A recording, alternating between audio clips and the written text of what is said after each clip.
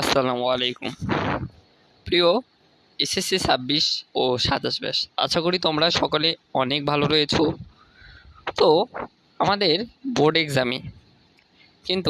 এক্সামের ক্ষেত্রে সৃজনশীল আমাদের লিখতে হয় এবং এই সৃজনশীলে ক এবং খ একটি গুরুত্বপূর্ণ ভূমিকা পালন করে।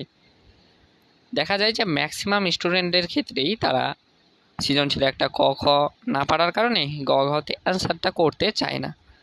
তো এরকম আমার সামনে স্ক্রিনে যে তুমি ফরম্যাটটা দেখতে পাচ্ছ, এরকম ফরম্যাট তুমি ইংলিশে পড়েছো, যেমন সিভি, একটি ফরম্যাটে সিভি, একটি ফরম্যাটে লেটার, এগুলো শিখেছো। কিন্তু আসলে রসায়ন বা ম্যাথ এই সকল জিনিসেরও কিন্তু ফরম্যাট হয়ে থাকে। হ্যাঁ, তো এই যে ফরম্যাট, এই ফরম্যাট দিলে তুমি 6টা কিন্তু লিখতে পারবে। হ্যাঁ,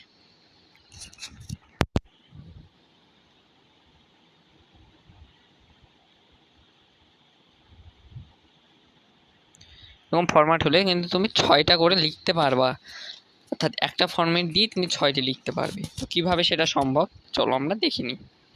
তো এখানে দেখতে পাচ্ছ পরীক্ষার হলে তোমাকে বলবে হয় সোডিয়াম বা পটাশিয়াম, রুবিডিয়াম, সিজিয়াম বা ফ্রান্সিয়াম, এই যে মৌলগুলো, হ্যাঁ, এই মৌলগুলোকে আসলে কেন ক্ষার ধাতু বলা হয়ে থাকে, এই মৌলগুলোকে আসলে কেন ক্ষার ধাতু বলা হয়ে থাকে সেটা তোমাকে অবশ্যই ডেফিনেটলি জিজ্ঞাসা করবে। তো ধরো তুমি বাসা থেকে পড়ে গেলে সোডিয়ামকে কেন ক্ষার ধাতু বলা হয় একটু তুমি শিখে গেছো, কিন্তু পরীক্ষার হলে গিয়ে দেখছো যে পটাশিয়াম বা রুবিডিয়াম দিয়ে তোমাকে দিয়ে দেবে যে এটাকে কেন আসলে ক্ষার ধাতু বলা হয়। তো যদি তুমি সোডিয়ামের পাশাপাশি এই যে সবগুলো একটা ফরম্যাটে লিখতে পারো তাহলে পরীক্ষায় খুবই সহজ হবে না তোমার জন্য। অর্থাৎ যেটাই দিক, যে কোনো মৌলের মধ্যে যে কোনো একটা দিয়েই বলো তুমি মাত্র একটি ফরম্যাট, তো সেই ফরম্যাটটা আমি ওপেন করছি। তো চলো দেখো, সেই ফরম্যাটটা আমি কিন্তু এখন ওপেন করবো তোমাদের সামনে। তো আমাদের ফরম্যাটটা এই, তো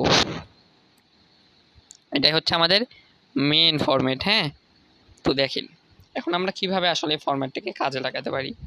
তো আমরা জানি এই যে এই 6টা মৌল, এই 6টা মৌলকে কি বলা হয়, ক্ষার ধাতু বলা হয়ে থাকে। কি ধাতু? ক্ষার ধাতু। কারণটা কি, এই যে 6টা মৌল পর্যায় সারণী বলে, তোমাদের রসায়নের চতুর্থ অধ্যায়ে পর্যায় সারণী রয়েছে। ওই পর্যায় সারণী তুমি গ্রুপ 1-এ গিয়ে দেখবে হাইড্রোজেন আছে সবার প্রথমে। এই হাইড্রোজেন ব্যতীত এই যে 6টা মৌল, এই 6টা মৌলকে আমরা ক্ষার ধাতু বলি, কারণ গ্রুপ 1-এর মৌলগুলো আসে ক্ষার ধাতু। আর টেকনিকটা কি, টেকনিকটা হচ্ছে দেখো, টেকনিকের জন্য আগে তোমাকে কিছু সিস্টেম করতে হবে। যে এখানে তুমি এখানে একটা, এখানে একটা এবং এখানে একটা, হ্যাঁ, তো কি আমাদের দেখতে পাচ্ছি যে এখানে লেখা আছে দেখো সোডিয়াম, পটাশিয়াম, তারপরে হচ্ছে lithium, sodium, potassium, rubidium, caesium, francium, 6টা মৌল কিন্তু এখানে দেওয়া রয়েছে। যে কোনো একটা, অর্থাৎ যে মৌলটি পরীক্ষার হলে দিবা তুমি এর মধ্যে থেকে সেই মৌলটাই শুধু এখানে লিখবা, বাদ বাকি 5টি মৌল লেখার এখানে দরকার নেই। তো মনে করো এখানে সোডিয়াম দিয়ে আমরা উদাহরণটা দিচ্ছি, সোডিয়ামকে ক্ষার ধাতু বলা হয়। সোডিয়ামকে কি ধাতু বলা হয়? ক্ষার ধাতু বলা হয়। আসলে কেন ক্ষার ধাতু বলা হয়, তাই আসলে এই সোডিয়াম এগুলোকে ক্ষার ধাতু বলা হয়, কিন্তু কেন? কারণ এই মৌলগুলো পর্যায় সারণীর 1 নম্বর গ্রুপে। এখানে দেখা যাচ্ছে এই মৌলটি, অর্থাৎ তুমি এখানে দিয়ে দেবা শুধু সোডিয়াম। তো সোডিয়াম মৌলটি পর্যায় সারণীর 1 নম্বর গ্রুপে কিন্তু অবস্থান করে। কোন মৌলটি? যে সোডিয়াম মৌলটি পর্যায় সারণীর 1 নম্বর গ্রুপে অবস্থান করে। এবং এই মৌলটি, অর্থাৎ এখানকার মধ্যে তোমার যে মৌলটির নাম উল্লেখ থাকবে প্রশ্নে, ওই মৌলটা এখানে এসে তুমি বসায় দেবে। তো এখানেও সোডিয়াম, ধরো এখানেও সোডিয়াম হবে, এই মৌলটির এখানেও কিন্তু সোডিয়াম হবে। মৌলটির শেষ কক্ষপথে কি হয়েছে, ক্ষার ধাতুর মতো একটি করে ইলেকট্রন বিদ্যমান। আমরা জানি যে আমরা এই সকল মৌলের, অর্থাৎ ক্ষার ধাতুর যদি ইলেকট্রন বিন্যাস করি তবে দেখতে পাই তাদের শেষ নম্বর কক্ষপথে কিন্তু একটা করে ইলেকট্রন থাকে। যে তারপরে এবং এই মৌলের, অর্থাৎ যে মৌলের নাম দেওয়া রয়েছে সেটাতে বসাবে। এই মৌলটি পানির সাথে বিক্রিয়া করে তীব্র ক্ষার এবং হাইড্রোজেন গ্যাস কিন্তু উৎপন্ন করে। হ্যাঁ, তো এখানে বিক্রিয়াটা দেখো, এই বিক্রিয়াটা দিলে কিন্তু তুমি 1 মার্ক এখান থেকে দেবে। ধরো এতটুকু লেখার জন্য এখানে অনেক টিচার তোমাকে 1 থেকে 5ও দিতে পারে, এই জাস্ট উপরের টুকু লেখার জন্য।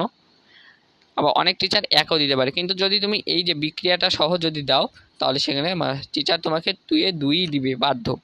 তো এখানকার মধ্যে ধরো এখন সোডিয়াম নাই, বলেছে পটাশিয়াম, তাহলে আমি কি করব, এই যে দেখো এই যে বেগুনি কালো অংশ রয়েছে এখানে শুধু আমরা দিয়ে দেবো পটাশিয়াম, এখানে শুধু দিয়ে দেবো পটাশিয়াম, তো পটাশিয়াম না দিলেও আমার বললো যে লিথিয়ামকে কেন বলা হয়, তাহলে লিথিয়ামকে আমরা এখানে দিয়ে দিলাম, এখানে আমরা লিথিয়ামকে দিয়ে দিলাম এবং বাদ বাকি যতগুলো আছে সব কিন্তু একটা ফরম্যাটে হবে। তাহলে আমি আশা করি তোমরা এটা বুঝতে পেরেছো।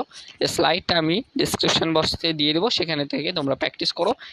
যদি এইটা পরীক্ষার এরকম প্রশ্ন পড়ে তো তোমার এখান থেকে 2 মার্ক কিন্তু শিওর হয়ে যাচ্ছে।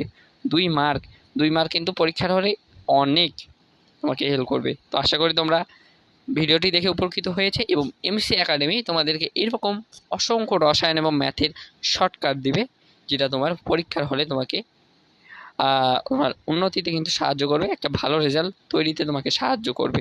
তো আর কথা বাড়াচ্ছি না, আজকে এই পর্যন্তই।